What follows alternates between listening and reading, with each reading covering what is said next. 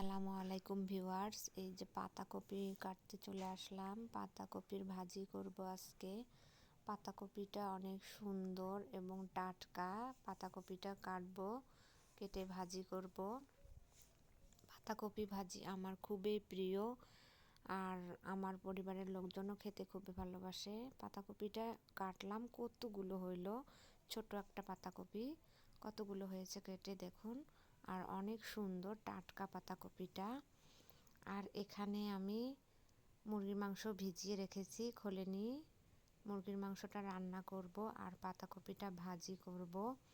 আর এখানে এখন আমি আদা রসুন মরিচ পেঁয়াজ যেগুলো কেটে নেব, রান্নার জোগাড় করব। আমরা তো সব সময় রান্নার কাজে, ঘরের কাজে ব্যস্ত থাকি।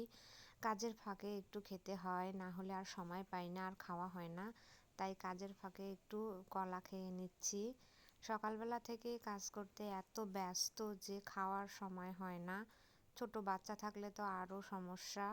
বাবুকে নিয়ে কাজ করতে অনেক হিমশিম খেয়ে যাই, তারপরেও কাজের ফাঁকে ফাঁকে একটু খেয়ে নেই।